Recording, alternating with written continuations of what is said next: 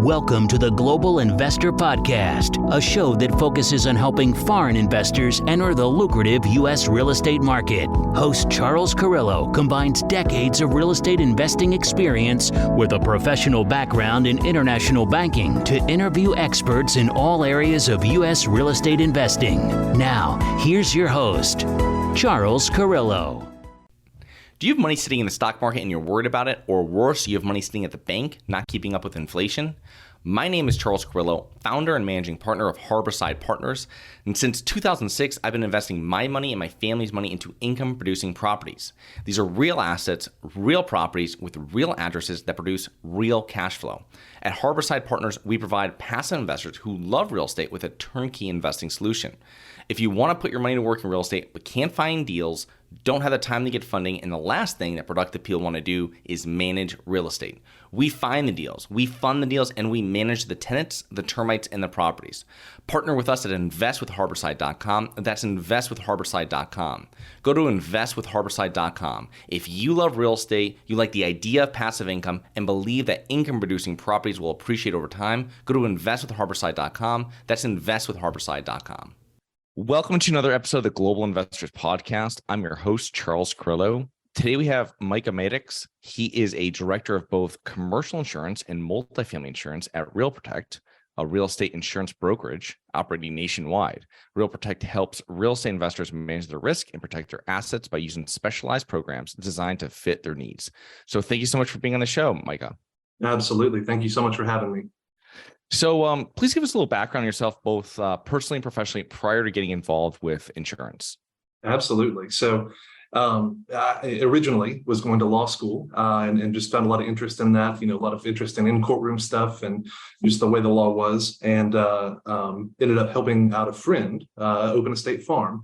And that's how I got into insurance. And that was, I guess, about 10 years ago now. So a lot has changed since then. It's an ever evolving industry, but I kind of started from that standpoint, just trying to, understand, the legality behind insurance, and that's helped a lot, I think, in how the insurance contracts are put together.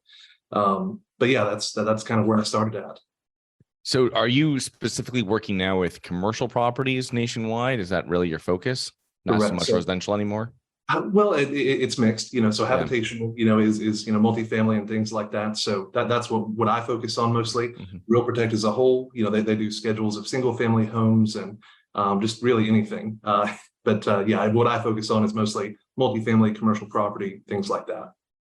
Oh, that's interesting. Okay. Because, real estate right now, or insurance with real estate, multifamily, one of the hot topics right now, outside of interest rate, let's say, is insurance, especially where I'm based in Florida.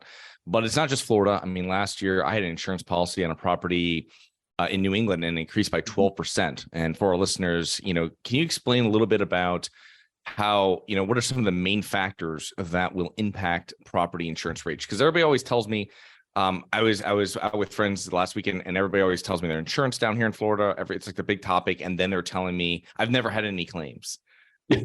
So, you've probably heard this many more times than I have. So can you tell us what kind of impacts your property insurance rates? Absolutely. So we could probably devote a few hours to that alone to really boil that down. That there's a couple things here in the U.S. at least that are really affecting rates. One, and this is one that's actually just recently come up, is the aging buildings. A lot of our structures, a lot of the buildings, a lot of the properties are getting older and older. And what's happening is you've got carriers wanting to move to newer and newer, and you've got the properties getting older and older. So you kind of got that fight going on in both directions. That's a really big one. There's a lot of state specific stuff. Florida, just, for natural reasons that I'm sure you kind of understand, it can be a problem. And the science behind that is a lot of the carriers that we see operating in Florida, they operate really at a loss. So for example, the last 5 years, I think the average right now is about 200%. So basically for every dollar that they bring in, they're paying $2 out in claims. For any business, that's unsustainable. And at the end of the day, that's, insurance is a business. The carriers, when they go into a state like a Florida, Louisiana, Texas, places like that, it has to be sustainable. And there's a lot of help that I think the government is trying to put in place. For example, in Florida, Governor DeSantis in the most recent legislative session actually passed a lot of stuff, from reinsurance to the way claims are handled to a lot of the processes, just really trying to clean it up make it more concise, and hopefully give everybody the best fighting chance. Ultimately, there's still going to be major storms. That's the nature of Florida, and really just anywhere across the Gulf. So to a degree, it's always going to be tough. And you compound those things. So you've got rate increases from the carrier losses. Then you add in the aging structures. So there's fewer and fewer carriers wanting to even place insurance.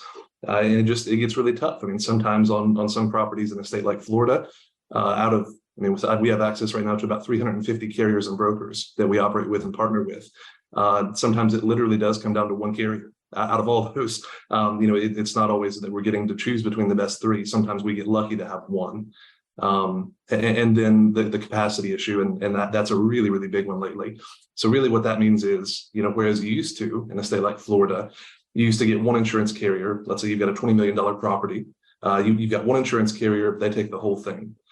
Now, carriers wanting to bite off such small chunks that you may have one carrier that takes 2 million, one takes 1 million, one takes 5 million, and you have to kind of piecemeal it until you get to the full amount of insurance. The problem there is each carrier along the way, each of those 5, we'll call it, or 10 that you have to put together to make the full amount of insurance, each one of those has to make their money, so it just becomes ever more expensive involving that many carriers. And like I said, sometimes it does come down to no other option. So there's a lot of complexity. Knowing how to navigate the market, I think really, really helps in a state like Florida, just so that you know exactly how you're putting it together. You kind of know what levers to pull, what buttons to press, and where to go. Yeah, it's one other thing that Florida has outside of our weather and hurricanes is that I was reading an article a couple months back saying 76% of lawsuits against insurance companies were from Floridians.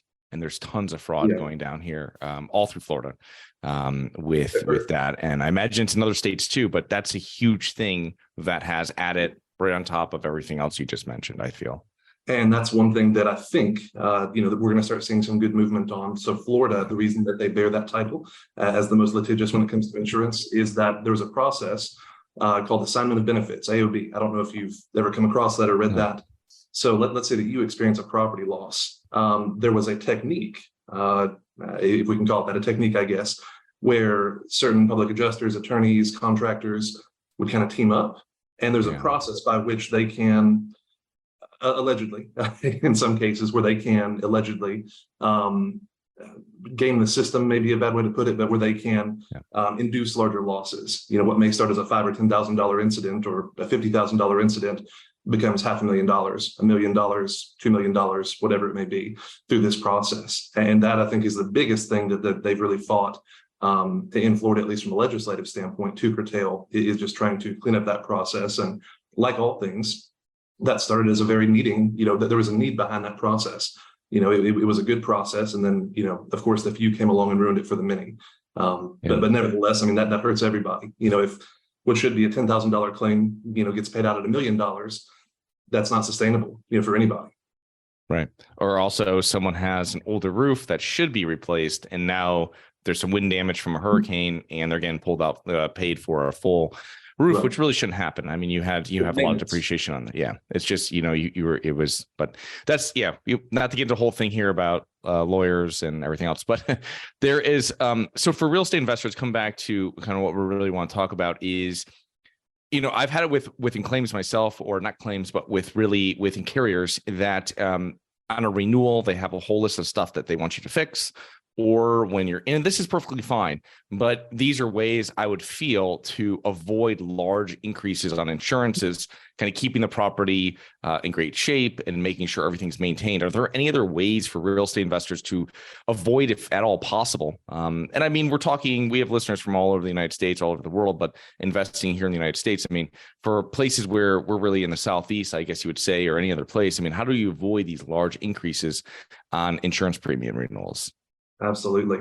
And I think you touched on something very important. So carriers do come out and inspect, just like that process you noted. They'll come out and inspect and say, hey, here's 10 things on your property that we'd like to see fixed. Now, in the right context, and again, it's all about it being in the proper context. If they come out and do that, they're helping you to present your property to the carrier in the best way possible, and helping to avoid losses, and claims and things like that. And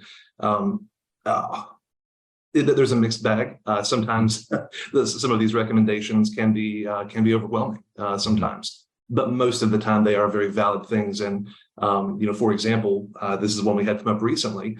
In Florida, the first thing a carrier does when they're analyzing your property, they're going to hop on Google Maps and they're going to analyze your roof. So if you have, and then the other day was a flat roof, so it's a flat membrane style roof, and there was a lot of pooling. You can tell by the water stains and things like that. And that was actually on their list of things that, hey, we'd like to see this cleaned up, see what you can do about that, make repairs as necessary. But again, if that's fixed, the next time the satellite goes around, it's a nice clean roof. Next year, when you shop your insurance, the first thing they look at is that roof. You've got a clean roof. Well, you presented your property in the best way possible. And again, there's much more to it than that. But that line of thinking, I think, helps a lot of people. If you kind of take those to heart and say, hey, how can I improve my property? Because we're having to fight for that capacity. We're having to fight, to get insurance. It's not like it used to be. So having your best foot forward and your property's best foot forward is ever more important. Oh, that's great. That's great. So when choosing an insurance broker, what really differentiates a good broker from an average broker if I'm buying investment properties, multifamily?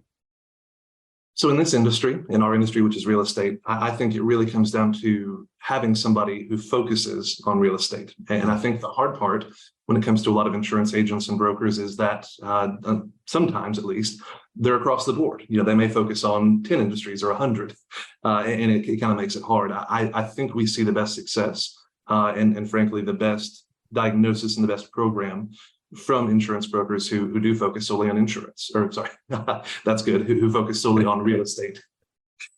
Just because they understand the business. And I think what a lot of people don't understand is, you're not just buying a piece of property, you're buying in most cases, or in all cases really, a real functioning business, and understanding how to marry those two things together.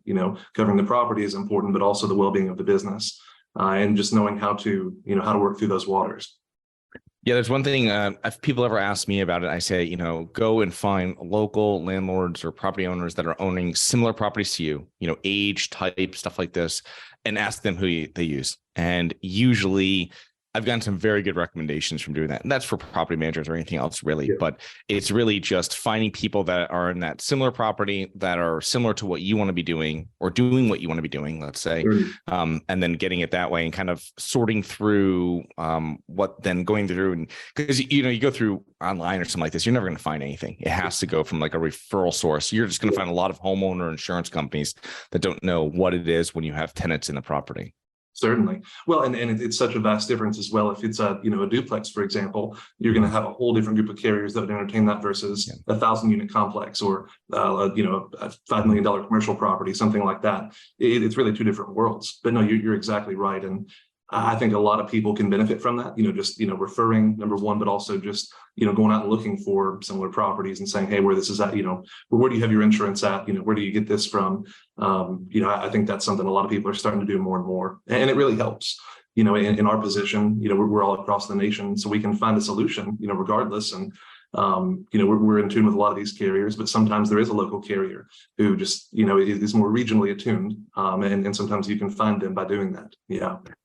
Yeah, having the nationwide carrier, just great that you brought that up again. And that's a great point. I had a mentor years back tell me, just work with a nationwide carrier when you're getting into commercial multifamily, and it makes pricing everything. First of all, you have the relationship. You don't have all these different relationships if you're in 5 states or whatever, but you have the relationship, but you also you can go, and whenever you're doing, it makes it much easier whenever you're doing your underwriting to go out and get bids on these properties for the insurance. Because so many times I've seen so much difference between what I'm getting quoted on properties and what people are showing me on their underwriting. And you're like, who is this insurance carrier you have? Like, how long have you been with them for like 30 years and never you never filed anything with them? Sometimes, yes. And so that we've got a process with, where we provide indications. So let's say you were going to buy a property tomorrow. You can send me an OM and just, some high level details, whatever you have, the more the better. But you can send that over and I can say, hey, again, just, this is by us having properties all over and economies of scale, doing deals that are similar and things like that. We can say, hey, for this type property in this area, this vintage, this construction, and just kind of, pull those factors together. We can say, hey, an approximate rate in today's market, when you go out to price insurance, what you can expect is X. And here's why. And again, we can look at things like crime scores and just all those things behind it. But I found that to be, and we've gotten a lot of good feedback that it's found to be just a really good tool, to have those actual real life, real world numbers, because they are drastically off. Typically, like you said, sometimes you look at an OM and, it says, hey, the insurance, should be, we project it to be, $20K, and it's really 200,000. And that changes everything. And again, I think, to circle back to a previous point, I think that comes from having somebody who focuses in real estate insurance. That throws off the entire NOI on the property, and just, it's a trickle effect, a domino effect into a lot of other things. If that one number, is that off, Yeah. It's also one thing, if you're selling a property, like an investment property, you should get a quote and include that in with your package when you're selling it. And that makes it that, it's not pie in the sky. Listen, this is a quote I just got. It's dated. Here's the person you can talk to, and it's concrete. It just seems like it's hard to sort through for a lot of people. I've gotten that feedback 100 times. It's hard to know, to your point, who to go to and, just where to go. And I think that would really help out a lot of people, like you said, just including some of that data on the front end. What do you think, as someone buying a first multifamily property, investment property, and they've never had a commercial property insurance policy before? What are the things that they should be asking for, and what should they be wanting to see in their policy? What are the high level things they should be really checking for to make sure it works? Absolutely. So one really good factor that we see pretty often is that a lot of lenders, oftentimes when you're going out and acquiring this debt, a lot of lenders have a really, really thorough insurance checklist. So number one, typically we've got a guide, and we can say, hey, you're required to have X. Here's what it does. Here's why you've got to have it, and so on and so forth. And we can have that discussion. It's hard to boil it down to just a couple of things. Replacement cost. So there are different ways for a property to be valued. Replacement cost is, like I said, it's a lender requirement 100% of the time, but very different than something like an actual cash value, ACV. You'll hear that term thrown around. Making sure how the roof is covered. In certain states like Florida, if it gets over a certain age, and it really varies, but if it gets over a certain age, sometimes they'll make the roof actual cash value and the rest of the building replacement cost. And again, if there were, an event to claim, that's going to make a big impact on what you actually see, the claim proceeds. I'm trying to pick another one or two. Co-insurance is a really, really big one. And that is a tool to boil that down. That's a tool just used to ensure that an insured is insuring their property to value. So what that stops is, owning a $5 million property, trying to insure it for $1 million and save some money, and just really, really undervalue how you're placing your insurance. That's a big one.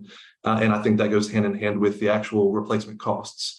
5 or 10 years ago, there were some people, some carriers that were insuring for maybe $50 or $100 per square foot in certain areas. Florida right now, we're not seeing anybody going below probably 110 to 125. But then again, there's some areas, you take a New York or, certain construction types, you could be $300 or $400 a square foot that you need to insure for. And we've got a lot of tools that help us to kind of figure out what that is and to work with somebody to make sure that we're dialing that in as best we can, a reasonable amount, but also getting good coverage in place. And I think that's the biggest thing, for somebody buying a first-time property, to ensure that they're getting is a marriage of the two. You don't want too little coverage, you don't want too much, just right, trying to find that middle ground. Yeah, the replacement value is something I definitely seen differences on before. And that can be a dangerous thing, because you're like, how do you see this as this? And this other company says this, and then they're telling me, you know what I mean? And you're really trying to decipher what it is. And I remember years back complaining to a contractor buddy of mine, and I was complaining to him about the replacement. He goes, Charles, you just don't even understand. Even if your place burnt down, they're talking about there's a lot more call. You have to prep, you don't even know how expensive it is to remove all the debris before they rebuild. There's so many costs in addition to you can't just say, take it and goes, oh, it's so many $100 a foot to rebuild this house. Right. Well, you have to prep the site, you have to do all this other stuff that goes along with it. And I don't think a lot of people take that into consideration when they're looking at their insurance policy. Well, and I think it's important too to consider, at the end of the day, this is a contract. It's a custom built contract for your property. I can easily say no two properties are the same. They may look similar, but when it comes to their insurance, no two properties and no two policies are exactly the same. There's a joke, of course, in contract law: the big print giveth, the small print taketh away. And so it's important, like you said, to ensure, all your endorsements, all your exclusions, and just to have somebody who can, number one, to understand those things, but number two, to articulate those to you in terms that you'll understand, to just make sure that you know what you're getting into. Ultimately, everybody has to determine their own risk tolerance. You may be, higher. You may be saying, hey, I want to take on more risk. I want to do higher deductibles. Certain exclusions don't bother me. I'm most focused on cost. But then you also may be risk averse and say, hey, I want lower deductibles. I want, the absolute top-notch coverage. I want no exclusions, or, as limited as there can be, and so on and so forth. So again, just part of that is exploring who you are as an investor and how that lines up with how you buy insurance. So when we were starting off the conversation, you're talking about older properties. And, for example, from my own experience, I used to own 100-plus-year-old properties, and every 2 to 3 years, I would need to find a new carrier and sometimes a new insurance broker, right? Because they wouldn't have a carrier that would work for it. And, how does a property owner handle this most effectively? And for me, it was just, you're kind of dreading when those renewals came up, because you're like, am I going to get renewed? What am I getting renewed for? What is all this work I have to do? So yeah. I think the biggest thing that helps there is working with an independent agent. And what I mean when I say that is, as an independent agent, I'm not tied to one carrier. I don't have, for example, State Farm. When I worked there at State Farm, I've got one bullet. If State Farm doesn't work out, I'm done. If the underwriting doesn't line up, or it's not, within the property type, or it's too old, or whatever, you're done. So having an independent agent who can access many carriers, in theory, there's no need to engage more than one person. There's no need to do that, because, if this year your property is non-renewed or the rate goes way up, okay, well, that's great. We'll go back out to market. We'll find somebody else commensurate that can handle everything, hopefully at a better rate, and you can move around. And that actually leads me to another really good point, which is that a lot of people, a lot of us were told growing up, stick with an insurance company, buy insurance when you're 16 or 18 or 20 or whatever, stick with them forever and they'll love you back. If you love them, they'll love you back. There's loyalty. And not to say that that's not somewhat true, but in a commercial insurance setting, you can switch your carriers once a year, and there's no penalty. There's no downside to doing so, as long as you're, like I said, ensuring that it's commensurate. That there's no downside. Same thing with, truly with your personal insurance these days. But I think that's something that, a lot of people, would not get used to, or would not traditionally be used to, is, the switching. It's kind of seen as a bad thing. In all reality, really all that does is ensure that you've got the best carrier at the best rate at that point in time. Insurance is a cycle. Somebody's on the bottom, somebody's on the top. Claims are going up, claims are going down, rates are going up, rates are going down. It's cyclical. So just ensuring that you're catching the best rate at the best time with the best carrier, that shopping process helps you do that. So when should investors reach out to an insurance broker? Should they be reaching out to get a quote when putting in an offer, like as you mentioned before, or once a property is under contract? So it's different things at different times. Oftentimes somebody will reach out and say, hey, we've got this property we're thinking about submitting an LOI. Here's the information. Can we get the indication? And that's when we'll go kind of crunch our numbers, put together our reports, and go ahead and send that back. And that typically factors into underwriting. Once the deal is accepted, that LOI is accepted, converts and becomes a PSA. At that point, typically is when we go out to market. We're fully shopping and marketing for insurance to get actual bindable quotes. So that's typically the process we see. But to answer that question directly, they can reach out at any point, and we can kind of guide them through what the options are, what best fits the point that they're at that point in time, and just go from there. Yeah, they definitely should probably reach out before they have a property under contract to start building a relationship with someone like yourself. Certainly. Yeah. Well, and the sooner the better. And that's, I'm always happy to have that conversation. And, sometimes it's not even talking about a property. Sometimes it's discussing an MSA. Hey, we're looking at Jacksonville, or hey, we're looking at Houston, Texas, or, Lexington, Kentucky, or it could be anywhere. But at least, kind of getting those parameters. And what that allows us to do is kind of give high level guidance and say, okay, in this area, here's the goods, here's the bads. Watch out for this. And we can even kind of, boil that down to a property type. Hey, it's going to be more expensive if it's older than this, or if it has this type of roof, or if it, again, we can kind of give those general, guidances, that way at least you know what you're working with. Yeah, that's great. I never even thought about that. Having those parameters before you're actually going and refining your criteria when you're searching. So having this conversation with an insurance broker earlier than later, before you're going talking to your real estate broker, because like you said, it might be a difference between 1978 or 1979 and 1983, depending on what happened at that point and how they worked their tables. Yeah. Well, and we find that typically what happens is, it is a partnership. That this business is relational like any other. Real estate is extremely relational. Insurance is also extremely relational. That can be your relationship with your agent. That can be your agent's relationship with the carriers. All these things have to kind of line up, and that does lead into economies of scale.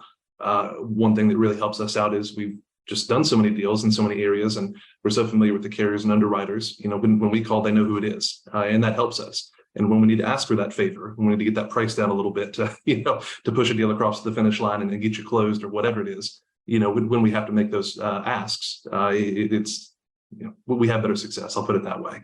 But again, it's so relational, and I think that's the biggest thing at the end of the day. It's tough. And to sidebar real quick on this, one thing that we've seen here recently is a lot of people, they'll experience a large renewal, something goes way up, they scramble. And they'll tag in 1, 2, 3, 4, 5 insurance agents to go out there to the marketplace. And really what happens, if you've ever seen pinball, of course, we're just out there bouncing around, bouncing off of each other, hitting the same carriers and a lot of those same things. So, I think the trust factor with your agent and knowing, hey, if they go out, again, assuming they're doing everything properly, if they're going out, they've touched everybody, they've done everything, that this is the true best result that's out there at this point in time. And not kind of clog up the system. And I think one thing that kind of helps us to understand that is the average underwriter at these carriers receives an average of between 100 and 200 new properties, new submissions a day. Just to put that in context, and that kind of circles back to earlier when we're talking about how you present your property is extremely important.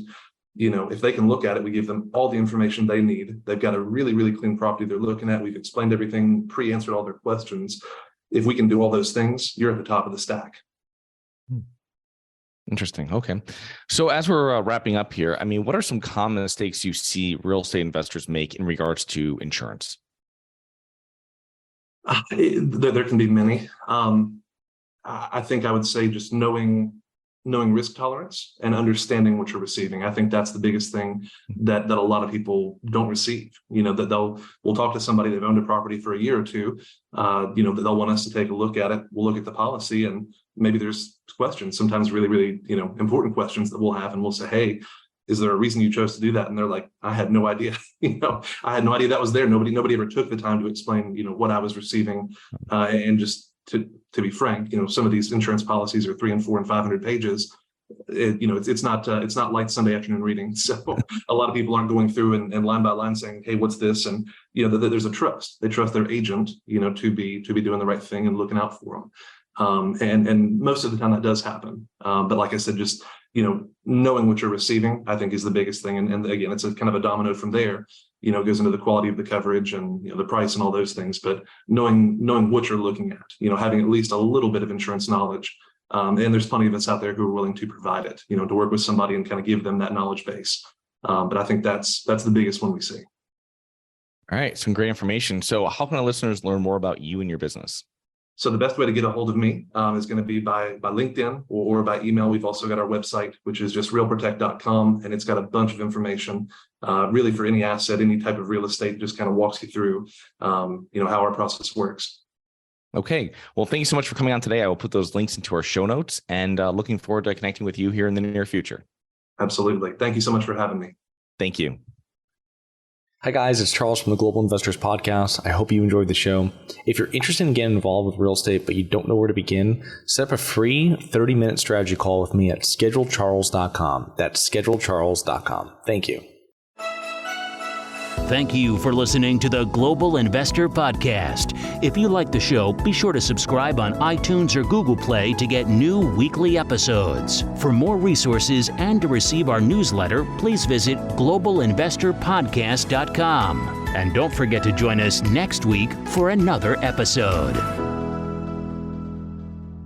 Nothing in this episode should be considered specific, personal, or professional advice. Any investment opportunities mentioned on this podcast are limited to accredited investors. Any investments will only be made with proper disclosure, subscription documentation, and are subject to all applicable laws. Please consult an appropriate tax, legal, real estate, financial, or business professional for individualized advice. Opinions of guests are their own. Information is not guaranteed. All investment strategies have the potential for profit or loss. The host is operating on behalf of Syndication Superstars, LLC exclusively.